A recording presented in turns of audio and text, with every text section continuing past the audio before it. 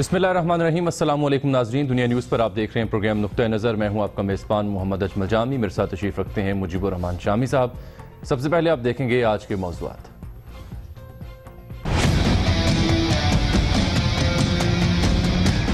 فوجی عدالتوں کا معاملہ ختم نہیں ہوا، مدت میں توسیع کے لیے آئینی ترمیم کی جائے گی۔ وزیر اعظم کا پارلیمانی جماعتوں سے مشاورت کا فیصلہ۔ گزرے 2 برسوں میں فوجی عدالتوں نے 161 سزائے موت کے فیصلے سنائے، عمل صرف 12 پر ہو سکا۔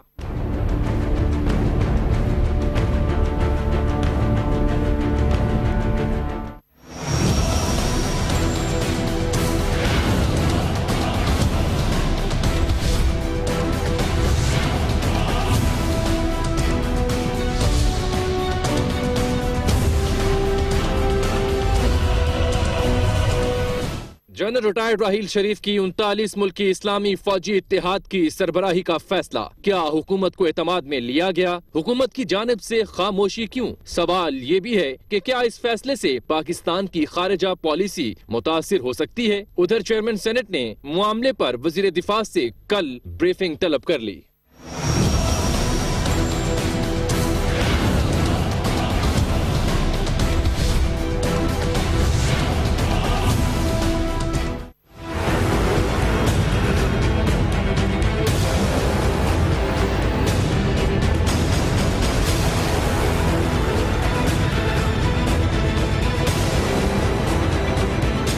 تحریک انصاف کا حدیبیہ پیپرز مل ریفرنس دوبارہ کھولنے کا مطالبہ۔ نیب میں ریفرنس دائر کریں، عدالت کا مشورہ۔ پیناما کیس کے فیصلے تک وزیر اعظم کو اختیارات کے استعمال سے روکا جائے، جماعت اسلامی کی ڈیمانڈ۔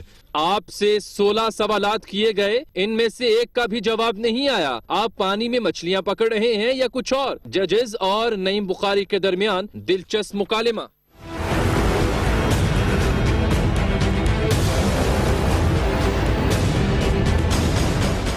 تماشا ہے کب سے جاری ہے، زندگی ہے کہ پھر بھی پیاری ہے۔ کم سن ملازمہ طیبہ اسلام آباد سے بازیاب، 11 جنوری کو عدالت میں پیش کیا جائے گا۔ زخم گرنے سے نہیں بلکہ بچے پر تشدد ہوا، پیمز میڈیکل بورڈ نے تصدیق کر دی۔ دوسری جانب لیا کا ایک اور خاندان بچی کا وارث بن کر سپریم کورٹ پہنچ گیا۔ دل پریشان ہے۔ ہم پروگرام کا آغاز ایک انتہائی اچھی خبر سے آج کر رہے ہیں۔ وہ اچھی خبر یہ ہے کہ پاکستان نے کروز میزائل بابر 3 کا کامیاب تجربہ کیا ہے، اور یہ پہلا میزائل ہے جو سب مرین یعنی آبدوز کے ذریعے زیر آب سے فائر کیا گیا اور 450 کلومیٹر تک یہ اپنے ہدف کو نشانہ بنا سکتا ہے۔ اس سے پاکستان کی جو دفاعی صلاحیت ہے بہت مضبوط ہو، اس میں بہت اضافہ ہو گیا۔ اس میں جو ایک یعنی ایٹمی حملے میں کہتے ہیں نا کہ پہلا جو حملہ ہوگا فرسٹ اسٹرائک، پھر سیکنڈ اسٹرائک، تو پھر دوسری کے لیے تو شاید کوئی بچے گا نہیں۔ اب اس کے ذریعے آپ دوسرا حملہ بھی کر سکیں گے۔ تو بہرحال ہمارے جو فوجی حکام ہیں، ہمارے جو سائنسدان ہیں، ہماری خود پاکستانی قوم جو ہے اور حکومت جو سب کو مبارک۔ بالکل ٹھیک ہے۔ اب اسی سے آگے بڑھتے ہیں اور پہلا ہمارا آج کا موضوع، لیکن اس سے پہلے میں ناظرین کو یہ بتا دوں کہ آج ہم نے جو جنرل راحیل شریف صاحب کے حوالے سے گفتگو کرنی ہے، اس پہ ہم نے ایک اوپینین پول بھی بنا رکھا ہے، اور آپ اس پہ اپنی رائے کا اظہار ٹویٹر ہینڈل پر بھی پروگرام کے آخر میں ہم اس رائے کا اظہار کریں گے۔ ٹیلی فون کے ذریعے بھی آپ شامل ہو سکتے ہیں اپنی رائے کا اظہار کرنے کے لیے۔ شام صاحب، اس سے پہلے آپ مولانا صاحب سے ملے؟ مولانا وہ تو لاہور میں تھے کافی دنوں سے اور بیمار بھی تھے۔ بیمار تھے، ان کا آپریشن ہوا، پتا نکال دیا گیا ان کا، اور ابھی تو ہسپتال سے فارغ ہو گئے۔ چمبا ہاؤس آ گیا، لیکن چند روز لاہور میں قیام کریں گے چمبا ہاؤس، جس پر مشرف صاحب کے دور میں نیب قابض ہو گئی تھی اور جو ارکان قومی اسمبلی سے چھین لیا گیا تھا، تو پھر اس کا قبضہ پھر بحال کرایا گیا۔ تو اب مولانا اس میں آرام کر رہے ہیں۔ تو شام کو یہاں آنے سے پہلے میں ان کی مزاج پرسی کے لیے حاضر ہوا، تو گورنر پنجاب رفیق رجوانہ صاحب بھی تشریف لے آئے، ہمارے امتیاز عالم صاحب بھی تشریف فرما تھے، عبداللہ ملک بھی، اور دوسرے دوست بھی، ان کے جو چھوٹے بیٹے ہیں افجد محمود مولانا کے، وہ بھی تھے۔ تو اب طبیعت کیسی ہے ان کی؟ اور طبیعت بہتر ہے، حشاش پشاش ہے، لیکن ڈاکٹرز نے کہا ہے کہ ان کو 2 دن کے بعد ان کو معائنہ ہوگا اور میں کہا چند روز میں ان کو سفر کی اجازت مل جائے گی.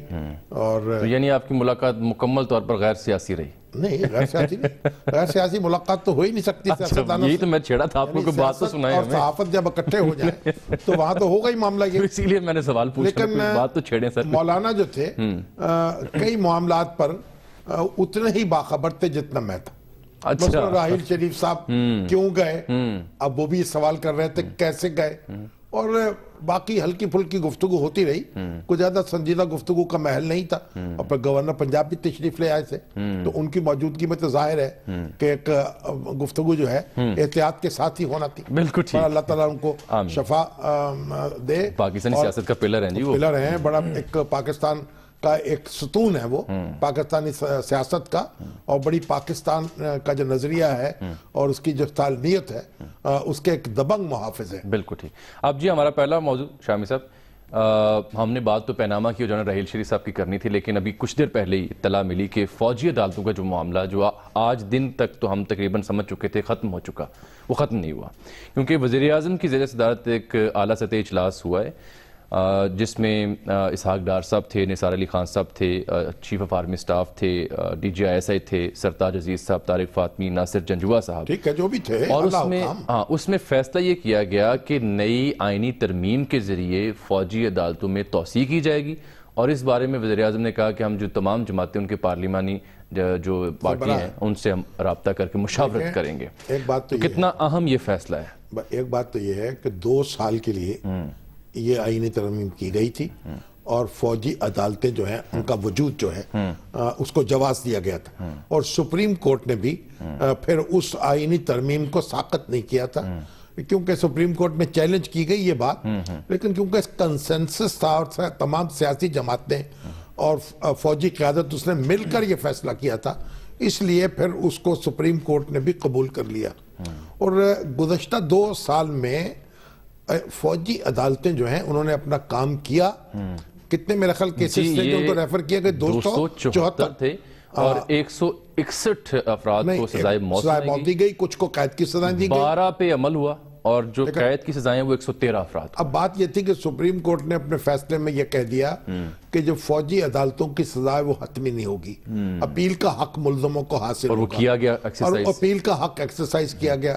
اس کی وجہ سے بہت بڑی تعداد جو ہے مجرموں کی اس کو پھندے پہ لٹکایا نہیں جا سکا، پھانسی نہیں دی جا سکی، اور وہ ابھی تک ان کے مقدمات زیر سماعت ہیں. لیکن اگر یہ فوجی عدالتیں کام نہ کر رہی ہوتی تو ابھی تک میرا خیال ہے کہ ابتدائی طور پر بھی یہ فیصلہ نہ ہوتا.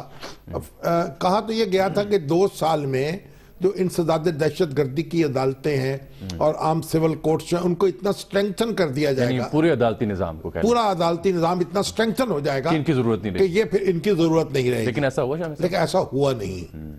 اور یہ جو فوجی عدالتیں ہیں یہ ایک بڑا ڈیٹرن تھا مجرموں کے لیے، وہ خوف کھاتے ہیں اس سے، اور ان کے خاتمے کے بعد ان کے لیے تھوڑا سا سکون کا سانس مہیا ہو سکتا ہے. بہرحال اب اس پر اگر اب آج جو فیصلہ کیا گیا ہے، یعنی جب یہ عدالتیں ختم ہو گئیں، 2 سال کی مدت ختم ہو گئی، تو فیصلہ یہ ہوا ہے کہ اب مشاورت ہوگی اور یہ ترمیم دوبارہ کرانے کا فیصلہ ہوگا. کاش یہ فیصلہ 1 مہینہ پہلے ہو جاتا تاکہ یہ خلائی نہ آتا، تاکہ یہ خلا پیدا نہ ہوتا. اور دوسری بات یہ اصل میں حکومت کو اب نئے سرے سے پھر ترمیم ہوگی، پھر چیلنج ہوگا، پھر سپریم کورٹ میں بات جائے گی. اصل میں جواب یہ بھی مانگنا چاہیے اور دینا چاہیے کہ جو ہمارا عدالتی نظام ہے اس کو کیوں سٹرینگتھن نہیں کیا جا سکا، ہماری جو پولیس ہے، جو پروسیکیوشن کا سسٹم ہے وہ کیوں اتنا مضبوط نہیں ہو سکا، یہ سب سے اہم نقطہ یہ ہے کہ ہمیں پھر اس کی ضرورت پڑ رہی ہے. آخر ہم کتنے دن جو ہیں وینٹیلیٹر پر رہیں گے، کتنے 1-2 دن آئے گا نا کہ اس سے اترنا ہوگا، پھر کیا حال ہوگا، پھر کیا حال ہوگا. اگر سال کے لیے 2 سال کے لیے پھر یہ ترمیم ہو گئی، اگرچہ اب کافی مشکلات درپیش ہوں گی، تو پھر آپ بتائیے پھر ہم کیسے مقابلہ کریں گے. اس کا حل مستقل ہے، عدالتی نظام کو بہتر کیا جائے اور اس کو تیز فیصلے ہو سکیں، بر وقت فیصلے ہو سکیں، اور مجرم جو ہیں وہ کیفر کردار کو پہنچایا جا سکے. اچھا اب دیکھیے، جب یہ معلوم ہوا کہ فوجی عدالتیں ختم ہو چکی تو اس پر پھر رانا ثناء اللہ صاحب نے کیا کہا؟ پھر جب آج صبح ہی ان کو کچھ اندازہ ہوا ہوگا، کوئی الہام ہوا ہوگا کہ معاملہ بھی ٹلا نہیں ہے، تو پھر ان کا بیان کیسے بدلا؟ پہلے ان کی پرسوں کی سٹیٹمنٹ: ملٹری کورٹس جو ہیں وہ کوئی حل نہیں ہے، اور جو ملٹری کورٹس 2 سال رہی ہیں ان کی کارکردگی بھی جو ہے وہ کوئی اتنی زیادہ بہتر نہیں رہی کہ جس کے اوپر کہا جا سکے کہ اس کے بغیر جو ہے وہ سسٹم چل نہیں سکتا۔ تو یہ ان کا کل کا بیان تھا۔ اب غور کر لیں کہ جتنے مقدمے ان کو گئے اور فیصلہ ہو گیا ان کا، اور سزائیں نہیں مل سکی، پھانسی کی سزا نہیں ہو سکی اپیل کی وجہ سے، رانا صاحب کہہ رہے ہیں کہ کارکردگی کوئی بہتر نہیں۔ اب آج کا تو سن لیں، آج دیکھیے رانا صاحب پھر کیا کہتے ہیں۔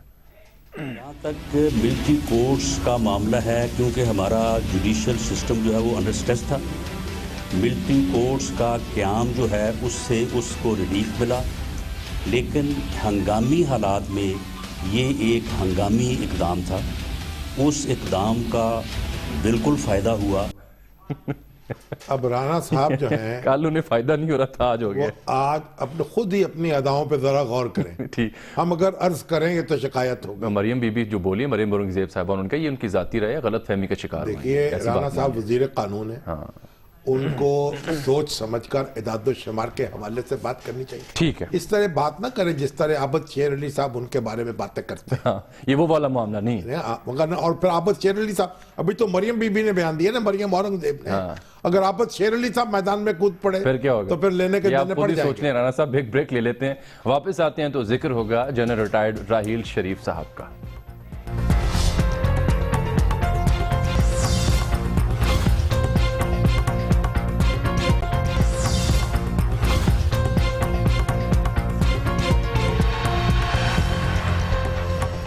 ویلکم بیک ناظرین۔ بہت اہم موضوع جنرل ریٹائر راحیل شریف صاحب کے حوالے سے 39 ملکی اسلامی فوجی اتحاد کی سربراہی یعنی کمانڈر ان چیف بنائے جانے کی اطلاعات ہیں۔ سرکاری طور پر تو اطلاعات نہیں، کیا ہم یہ کہہ سکتے ہیں؟ پہلے تو یہ مجھے سمجھائیں۔ ابھی تک میرا خیال ہے کہ یہ کوئی مصدقہ باقاعدہ اعلان نہیں ہوا، لیکن انہوں نے یہ منصب سنبھال لیا ہے۔ جو خواجہ صاحب نے فرمایا، خبریں آئی ہیں، درست ہے، جو خواجہ صاحب نے اس بارے میں ارشاد فرمایا وہ دکھا دیں آپ۔ دیکھیے انہوں نے ایک ٹی وی پروگرام میں کیا کہا۔ راحیل شریف صاحب کا ذکر آیا تو انہوں نے سعودی الائنس کے وہ اب کپتان بن گئے، ان کو عہدہ مل گیا ہے، آپ حکومت سے پوچھ کے انہوں نے نہیں کیا؟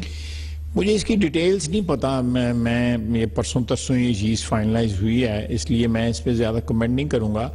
لیکن فائنلائز آپ کے یہاں ہوئی ہے ان کے یہاں ہوئی؟ نہیں، ڈیفینیٹلی ہماری حکومت کی جو ہے اس میں یہ منشا سے ہوئی، منشا شامل ہوگی، وہ انڈیپینڈنٹلی تو جا کے ایک، اور آپ کو منسٹر سے ظاہر ہے اس کا انوالو ہوگی؟ یہاں پہ تو امبیسڈر بھی جی ایچ کیو نومینیٹ کر رہا ہے، جی ایچ کیو نے بھی اوکے کیا ہوگا؟ یہ ساری کلیئرنس ہوتی ہے۔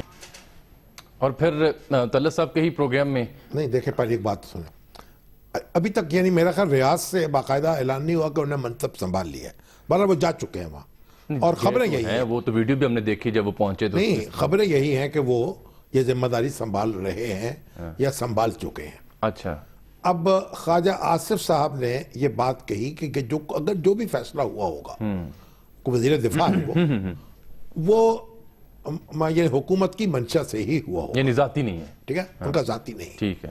لیکن اسی ایک پروگرام میں جی طلعت صاحب کے آئیں، اگلے دن ڈاکٹر مصدق صاحب جو ہیں انہوں نے کچھ اور بات کہی، وہ بھی سنا دیں آپ کو، دیکھیے ذرا انہوں نے کیا بیان کیا۔ انہوں نے فیصلہ کیا ہے، یہ انہوں نے انفرادی طور پہ فیصلہ کیا ہے، ہی از اے ریٹائرڈ پبلک سرونٹ، اور ریٹائرمنٹ کے بعد انہوں نے فیصلہ کیا کہ وہ اپنی زندگی کیسے گزارنا چاہتے ہیں، اور اس مطابقت سے انہوں نے اس کو ایکسیپٹ کیا ہے۔ اب کس کا یقین کیجئے، کس کا نہ کیجئے، کس کا یقین نہ کیجئے، لائے ہیں بزم ناز سے لوگ خبر الگ الگ۔ دیکھیے پہلی تو بات یہ ہے، جہاں تک میری ایک کامن سینس کہتی ہے، یہ ممکن ہی نہیں ہے کہ حکومت کے مشورے کے بغیر یا اشارے کے بغیر یا ایک کانسنٹ کے بغیر یہ کام ہو جائے۔ اور جنرل راحیل شریف وہاں جا کے اپنی یہ ذمہ داری سنبھال لے. آج ہمارے پروگرام کی ٹیم نے اس پہ ریسرچ کی تو انہوں نے کہا جی جو اطلاعات عربی میں ہم نے کچھ ویب سائٹس دیکھیں تو جو لفظ یوز ہوا وہ ہے استشاریہ الدفاعیہ. یہ ان کو عہدہ ملا ہے جس کا مفہوم جو مجھے سمجھ آ سکا کہ مشیر دفاع کے جو شاید دفاع کی منسٹری کو رپورٹ کریں گے. اب یہ تو میں نے اس لیے عرض کیا نا کہ ان کی ذمہ داری ایگزیکٹ کیا ہے اور کس طرح وہ فرائض ادا کریں گے اس بارے میں کوئی نوٹیفیکیشن ابھی تک میں نے نہیں دیکھا. لیکن شاہد صاحب جو آپ نے پہلے نقطہ اٹھایا لیکن دیکھیے پہلی بات تو یہ کہ یہ لوگ یہاں بڑی بحث جاری ہے, کچھ لوگ تنقید بھی کر رہے ہیں اور کچھ لوگ ابھی خاموشی اختیار کیے ہوئے ہیں, کچھ سوالات اٹھا رہے ہیں, کچھ وضاحت کے منتظر ہیں کہ حکومت کی طرف سے کوئی جواب دیا جائے. اور سینٹ کے چیئرمین جو ہیں رضا ربانی صاحب انہوں نے وزیر دفاع کو کہا ہے کہ وہ آ کر بیان دیں, یعنی کوئی واضح کرے صورت پالیسی سٹیٹمنٹ ہی ہوگی نا. Policy statement. دیکھیے بات سنیں, اب پہلی بات تو ہمیں یہ سمجھنی چاہیے کہ یہ جو ہمارا اتحاد ہے 39 رکنی, اس میں 39 مسلمان ملک شامل ہیں اور جس میں پاکستان بھی شامل ہے. ٹھیک ہے, پاکستان اس سے الگ نہیں ہے. ٹھیک ہے, ایک بات. دوسری بات یہ ہے کہ یہ اتحاد کسی ایک ملک کے خلاف نہیں ہے, کیونکہ ہمارے یہاں بحث میں یہ بات رہی کہ یہ ایران جو ہے یہ ایران کے خلاف اتحاد نہیں ہے, اور یہ اس میں کیونکہ ایران میں ترکی بھی اس میں شامل ہے اور ترکی کے ایران ابھی تک مذاکرات ہوئے ہیں شام کے سلسلے میں, اور پاکستان جو ہے اس کے بھی ترکی سے اپنا ایران سے اپنے تعلقات ہیں. تو یہ اتحاد ہے دہشت گردی کے خلاف جو اعلان کیا گیا, خبریں آئیں گے جو. تو پھر اس میں ایران اور عراق کیوں نہیں شامل؟ بتاتے ہیں نا آپ کو, یہ بات کی بات ہے کہ شامل کیوں نہیں ہے, لیکن یہ اتحاد ان کے خلاف نہیں ہے. گویا آپ یہ تو نہیں کہہ سکتے کہ یہ سیریا کے خلاف ہے, عراق کے خلاف ہے اور یا ایران کے خلاف ہے. یہ ایک عراق اور سیریا تو بدترین دہشت گردی کا شکار ہیں. یہی تو بات سنیں نا, یہ تو بات کی بات ہے نا کہ ان کے اندر جا کے کوئی کام کر سکتا ہے, کوئی اتحاد کا نہیں کر سکتا. تو ایک بات یہ اتحاد ہے اور اس میں سنی ریاستیں بھی شامل ہیں اور اس میں شیعہ ریاستیں بھی شامل ہیں. اس میں آذربائیجان ہے جو ایران کا ہمسایہ ہے اور شیعہ میجورٹی اسٹیٹ ہے. اس میں جو لبنان کے بعض شیعہ رہنما اسپیکر ہیں قومی اسمبلی کے, انہوں نے بھی اس کی تائید کی ہے. اس میں عمان بھی شامل ہوا جو ابتدا میں شامل نہیں تھا. عمان جو ہے وہ بھی ایک نیم شیعہ اسٹیٹ ہے اور اس لیے اس کو ہم یہ بھی نہیں کہہ سکتے کہ یہ کوئی سنی اتحاد ہے جو شیعہ کمیونٹی کے خلاف ہے. یہ ایک سیاسی اتحاد ہے اور عالم اسلام کے جو ممالک ہیں میجورٹی ان کی بہت باری اکثریت اس میں شامل ہے. اب سوال یہ ہے کہ جو ملک شامل نہیں ہیں ان کو بھی شامل کیا جانا چاہیے, یہ ایک الگ موضوع ہے. یہ اہم سوال اور اس کا جواب اور آپ کا تبصرہ ایک بریک کے بعد ہم ڈسکس کرتے ہیں. ملتے ہیں ناظرین آپ سے اس بریک کے بعد, ہمارے ساتھ رہیے گا.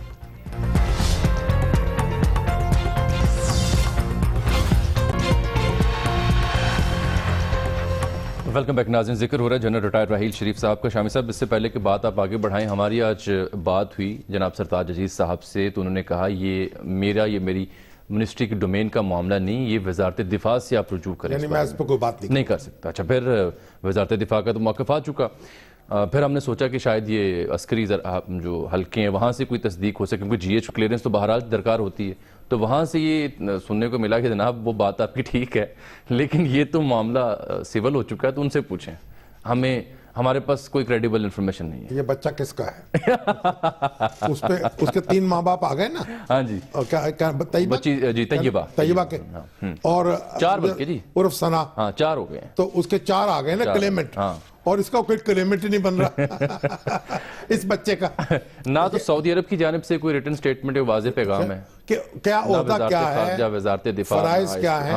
ابھی حبیب اکرم صاحب کا میسج آیا کبھی اگر ایک فوج بنے گی 39 ملکوں کی یا نہیں بنے گی, اگر فوج نہیں بن رہی تو پھر کمانڈر ان چیف کہاں ہوں گے, تو کوئی اور منصب کا نام ہوگا. بہرحال دیکھیے بات یہ ہے کہ ہماری حکومت کو اس بارے میں واضح طور پر بیان جاری کرنا چاہیے. خاموشی کیوں ہے, یہ مبہم سی خاموشی کیوں ہے؟ یہ غلط بات ہے. اور دیکھیے اس میں کوئی شرمندگی کی بات نہیں ہے, اس میں فخر کی بات ہے. اگر راحیل شریف صاحب اپنا ایک رول ادا کرتے ہیں اور عالم اسلام پہلی دفعہ 39 ملک کٹھے ہوئے ہیں، ایک فوجی اتحاد بن رہا ہے، تو نیٹو کا اتحاد نہیں بنا ہوا. آپ کو یاد ہوگا جب یہ یمن کا جھگڑا ہوا، ہم نے اسی پلیٹ فارم سے یہ تجویز پیش کی تھی کہ نیٹو کی طرح کا اتحاد بننا چاہیے مسلمان ملکوں میں. اور اب دیکھیں جو ملک، پہلی بات تو یہ ہے کہ کسی بھی ملک کا، ایران اور سعودی عرب، ان کا آپس میں کوئی ٹیریٹوریل ڈسپیوٹ نہیں ہے، کوئی حدود پر جھگڑا نہیں ہے. تو اس لیے ان کا جھگڑا کیا ہے، یہ آسانی سے ریزالو ہو سکتا ہے، ایک دوسرے کے معاملات میں مداخلت نہ کی جائے. اور راحیل شریف صاحب ثالث بھی ہو سکتے ہیں؟ نہیں، یہ ثالث بھی ہو سکتے ہیں، یعنی کردار مصالحت کے لیے بھی کوشش کر سکتے ہیں اور ایک ذمہ داریاں بھی ادا کر سکتے ہیں. اور دیکھیے بات یہ کہ ایران بھی اور عراق بھی یہ شامل ہو سکتے ہیں بعد میں اس اتحاد میں. اور اگر پاکستان اس اتحاد کے ساتھ نہیں ہوگا تو پھر کوئی غیر مؤثر ہو جائے گا. اور دنیا کے نقشے پہ دیکھیے، دنیا میں جو پاکستان کی وقت ہے، جو ڈپلومیٹک سپورٹ اس کو حاصل ہے، وہ یہی مسلمان ممالک ہیں جو 39 اکٹھے ہوئے ہیں. 3-4 اور ڈال دیجئے اس میں. اگر یہ اس کی کور ہے اگر سپورٹرز کی. سر یہ اگر وہ سپورٹرز کی بنیادی کور پاکستان اگر ہے تو پاکستانی فوج کا، وہ ملک جو ہے 39، تو پاکستانی فوج کا جو عملی تعاون ہوگا اس اتحاد کے لیے وہ بھی تو درکار ہوگا. نہیں، وہ تو دیکھیں گے نا وہ کس نوعیت کا ہوگا، کیا ریٹائرڈ فوجی بھیجے جائیں گے؟ اس بارے میں ہم کچھ نہیں کہہ سکتے. جو بھی عملی تعاون ہوگا، اگر کوئی ریٹائرڈ فوجی جانا چاہے تو جا سکتا ہے. اصل بات یہ ہے کہ مسلمان ملکوں کی جو ٹیریٹوریل انٹیگریٹی ہے نا، اس کو بہر قیمت برقرار رکھا جائے. اور جگہ جگہ جو فساد برپا ہے، ملکوں کو توڑنے کی کوشش ہو رہی ہے، اس میں یہ اتحاد جو ہے رول ادا کر سکتا ہے. اچھا دوسری بات یہ ایک اور تنقید ہے، پہلے حکومت کو شرمانا نہیں چاہیے، نہ فوج کو ہچکچانا چاہیے، اور بڑا ایک اونچا کر کے یہ ایک عزت کی بات ہے، کوئی ایسی اپنے خفت کی بات نہیں ہے. اپنا کہیں کہ ہم اپنا یہ کردار ادا کریں گے، اور پاکستان جو ہے بالکل یہ کوشش کرے گا دہشت گردی کے خاتمے کی، اور تمام مسلمان ملکوں کے ساتھ مل کر اپنا ایک لیڈنگ رول اس کا ادا کرے گا.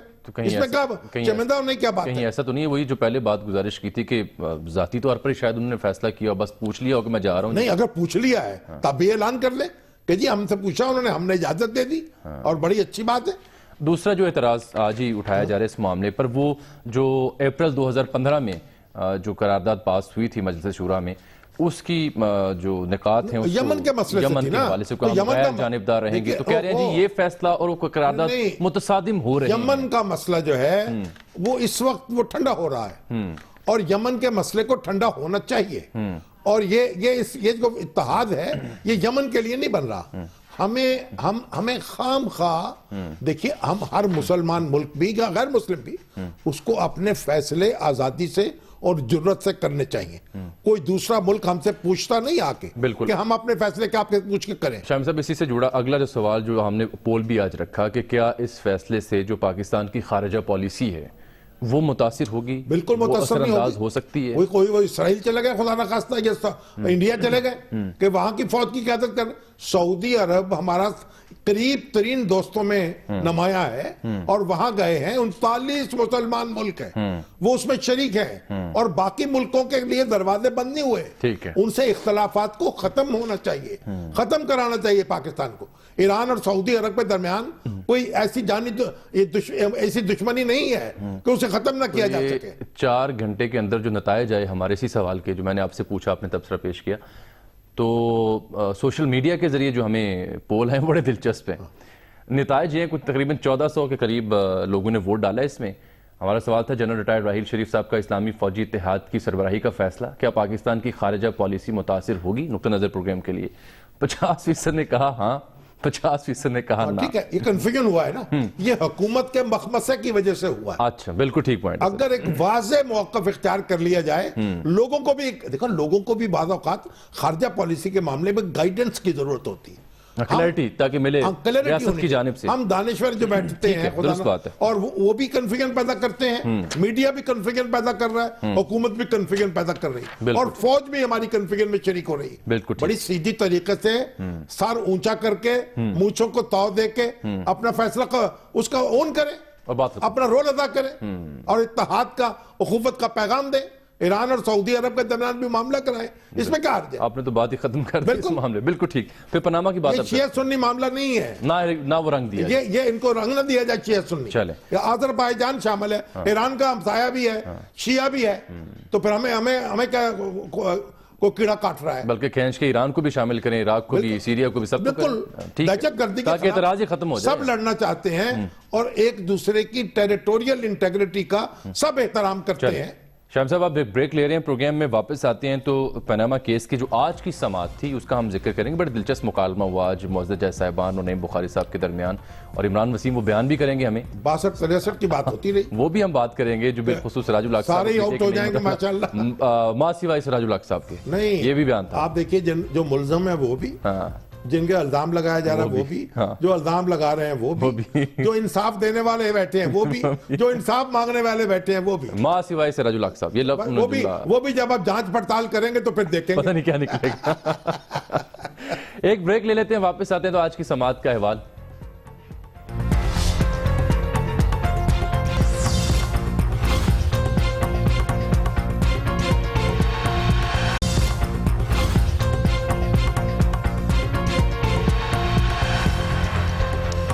ویلکم بیک ناظرین. اب ذکر ہوگا پاناما کیس کی آج کی سماعت کا. تو شامی صاحب عمران وسیم حسب معمول ہمارے ساتھ تشریف رکھتے ہیں اسلام آباد اسٹوڈیو سے. عمران, آج بڑا دلچسپ مکالمہ ہوا ججز کا اور نعیم بخاری صاحب کا. کس بات پر مکالمہ ہوا, کیا تفصیلات ہیں, اور آج کی پوری کاروائی کو سم اپ کیجئے ذرا. چٹپٹی باتیں ہوتی نہیں. چٹپٹی. جی بالکل, آج چوتھا دن تھا, چوتھی سماعت تھی اور 10 گھنٹے ہو گئے ہیں نعیم بخاری کو دلائل دیتے ہوئے. آج ہم نے یہ دیکھا ہے کہ جو نعیم بخاری تھے وہ ایشوز کے اوپر جمپ کر رہے تھے. جس ایشو کے اوپر بھی وہ دلائل دیتے تھے اس کے اوپر عدالت ان سے اگر کوئی سوال کرتی تھی وہ جمپ کر کے دوسرے ایشو کے اوپر چلے جاتے تھے, جس کے اوپر عدالت نے ان کو مخاطب کرتے ہوئے یہ کہا کہ عدالت کوئی بھی اگر قانونی سوال رکھتی ہے کسی بھی ایشو کے اوپر تو آپ جمپ کر کے دوسرے ایشو پہ چلے جاتے ہیں. عدالت کے قانونی سوالوں کا آپ جواب دینے کے بجائے پتلی گلی سے نکل لیتے ہیں. تو عدالت کے قانونی سوالوں کے ساتھ فلرٹ نہ کریں. بظاہر ایسا لگ رہا ہے کہ جیسے آپ کے دلائل جو ہیں ایسے ہی ہیں جیسے آپ مچھلیاں پکڑ رہے ہوں. دوسرا دلچسپ پہلو یہ تھا کہ جب عدالتی وقفے کے بعد دوبارہ سماعت شروع ہوئی, خشکی پہ پکڑنی چاہیے. ٹھیک ہے, جاری رکھیں. تو عدالتی وقفے کے بعد جب سماعت شروع ہوئی ہے تو نعیم بخاری نے جسٹس آصف سعید کھوسہ سے کہا کہ آج وہ اپنے دلائل مکمل کر لیں گے, جس پر جسٹس آصف سعید کھوسہ نے کہا کہ آپ کو دلائل مکمل کرنے کی اتنی جلدی کیا ہے, سب سے پہلے تو آپ عدالت کو مطمئن کریں گے اور اس کے بعد آپ یہ روسٹرم چھوڑیں گے. جس کو اسی بات کو آگے بڑھاتے ہوئے پھر جو ہے جسٹس شیخ عظمت سعید نے کہا کہ بات عدالت کو مطمئن کرنے کی ہو رہی ہے, میڈیا کو مطمئن کرنے کی نہیں. اس کے بعد دلائل دیے ہیں نعیم بخاری نے. انہوں نے کہا ہے کہ پرائم منسٹر نے جو خطاب کیا ہے قوم کے ساتھ اور جو قومی اسمبلی میں اپنی تقریر کی ہے اس میں قطری جو خط تھا اس کا کہیں ذکر نہیں تھا, قطر کی سرمایہ کاری کا ذکر نہیں تھا, لہذا ان کو آرٹیکل 62-63 کے اوپر جو ہے وہ نااہل قرار دیا جائے. جس کے اوپر جسٹس آصف سعید کھوسہ نے ان کو یہ کہا کہ اگر اخباری بیانات کے اوپر کسی رکن قومی اسمبلی کو اگر ہم 62-63 پر نااہل کرنے لگیں گے تو پھر جو ہے وہ سراج الحق کی بچیں گے, باقی جتنے بھی لوگ ہیں بشمول وہ جو عدالت میں بھی بیٹھے ہیں وہ تمام لوگ جو ہے وہ نااہل ہو جائیں گے. جبکہ اس کے علاوہ نعیم بخاری کا یہ بھی کہنا تھا کہ جو مریم نواز ہیں وہ اپنے والد کی زیر کفالت ہیں, ان کا آمدن کا کوئی ذریعہ نہیں ہے, اور اس حوالے سے ان کے جو ہسبینڈ ہیں انہوں نے بھی 2013 سے پہلے کبھی کوئی ٹیکس نہیں دیا تھا. لیکن عدالت نے ان سے یہ کہا ہے کہ آپ کو عدالتی فیصلوں کی روشنی میں یہ ثابت کرنا ہوگا کہ مریم نواز جو ہیں وہ نواز شریف کی زیر کفالت تھیں. اور عدالت نے یہ بھی کہا کہ مریم نواز کے گوشواروں کا لندن کے فلیٹ سے کیا ذکر ہے, گوشوارے جو ہیں وہ تو 2011 کے ہیں اور لندن فلیٹس 2011 سے کہیں پہلے خریدے گئے تھے. جبکہ اس کے علاوہ حدیبیہ پیپر ملز کا اور اسحاق ڈار کے جو اعترافی بیان ہے منی لانڈرنگ کے حوالے سے نعیم بخاری نے اس کا بھی تذکرہ کیا اور یہ کہا کہ نیب نے اپنی ذمہ داری پوری نہیں کی, اس کو اپیل کرنی چاہیے تھی لاہور ہائی کورٹ کے فیصلے کے خلاف. اس پر عدالت نے یہ کہا ہے کہ اگر سپریم کورٹ نیب کو یہ کہہ دیتی ہے کہ وہ لاہور ہائی کورٹ کے فیصلے کے خلاف جو ہے سپریم کورٹ میں اپیل دائر کرے تو جب تک پھر اس اپیل پر فیصلہ نہیں ہوگا تو جو یہ عدالتی کارروائی ہے تو یہ تو رک جائے گی اور عدالت کے ہاتھ جو ہیں وہ بند جائیں گے تو وہ کوئی فیصلہ نہیں کر پائے گی. جی بہت شکریہ عمران وسیم صاحب. سر وقت بہت کم ہے, میں آپ کو سراج الحق صاحب کی ڈیمانڈ سنانا چاہ رہا ہوں جو آج انہوں نے کی. انہوں نے کہا وزیر اعظم کو روک دیں. سنا دیں تو آپ کو ذرا دیکھیے, ہاں تھوڑا سا وقت ہے, دیکھیے. تو اصل مسئلہ ہمارے وزیر اعظم صاحب کے لیے ایک صادق کا ہونا ہے, आइन के आर्टिकल 62 और 63 के मुताबिक अब वो अपनी इस पोजीशन पर नहीं रह सकते। इसलिए मेरे अब भी मुअद्दबाना गुजारिश है अदालतों से कि जब तक इस केस का फैसला नहीं होता उस वक़्त तक मौजूदा वज़ीर आज़म को अपने इख्तियारात इस्तेमाल कर। एक डिमांड है, मैं एक इल्ज़ाम लगाता हूँ सराजुल हक साहब पर और उसके बाद कहता हूँ कि जमात इस्लामी की इमारत से इनको मुअत्तल कर दिया जाए क्योंकि मैंने इस पर इल्ज़ाम लगाया। तो सराजुल हक साहब को गैलरी से ना खेलें, वो ये जो मुकदमा आपने दायर किया है वो लड़े अदालत में बैठकर, खुद फैसला ना करें। ठीक है। दूसरा जी, वक्त कम है वरना इस पे बहुत सी अभी मवाद बाकी था। अफसोसनाक खबर है कि सलमान हैदर साहब, प्रोफेसर सलमान हैदर साहब जो कि फातिमा जिन्ना यूनिवर्सिटी में पढ़ाते हैं, खुद कायद-ए-आज़म यूनिवर्सिटी के पढ़े हुए हैं, GC लाहौर के पढ़े हुए हैं और टेक्सास यूनिवर्सिटी के विजिटिंग स्कॉलर भी हैं और जो टर्किश रेड क्रिसेंट है उसके मेंबर भी रह चुके हैं। इस्लामाबाद में 4 रोज पहले गायब हो चुके हैं। उसके बाद आज दिन तक हमें इत्तला ये मिली है कि इनके अलावा आसिम सईद साहब लाहौर से भी ब्लॉगर हैं, मुख्तलिफ वेबसाइट्स के लिए कंट्रीब्यूट करते हैं, मुख्तलिफ पेजेस बनाए। अहमद वकास गुराया साहब लाहौर से, अहमद रज़ा नसीर साहब ननकाना से, इनके बारे में इल्म है कि ये गायब हैं। कौन उठा के ले गया, कहाँ ले गया, कोई नहीं। और सलमान हैदर के भाई ज़ीशान हैदर BBC में होते हैं, एक भाई उनके समय में फराज हैदर होते हैं, वो बेचारे मायूसी की तस्वीर है कि भाई को एलर्जी है, दवाई चाहिए होती है, कोई पुरसाने साहब जो हैं इस्लामाबाद तो बराह रास्त उनकी निगरानी में है, बिल्कुल है। और यहाँ पंजाब पुलिस है, पंजाब के अदालत, जिस हर कीमत पर इनको बाजियाब होना चाहिए। और अगर हमारी किसी एजेंसी की यह कार्रवाई है तो उसको इत्तला देनी चाहिए। जो बगैर इत्तला के लोगों को उठा लेना और गायब कर देना, ये दहशत गर्दी है। बिल्कुल ठीक। और ये कोई, मैं ये नहीं कहता खुदा न खास्ता को जरूरी किसी एजेंसी की कार्रवाई है, किसी प्राइवेट ऑर्गेनाइजेशन का भी ये हो सकता है मामला, लेकिन इसकी जिम्मेदारी है हमारे अदारों की कि वो तहकीकात करें, रिकवर करें, मुल्ज़िमों को पकड़ें, उनको कैफरे किरदार तक पहुंचाएं। तैयबा वाला मामला रह गया, वो हम कल डिस्कस करेंगे। इजाजत दीजिए, कल तक के लिए नाज़रीन, अल्लाह हाफ़िज़।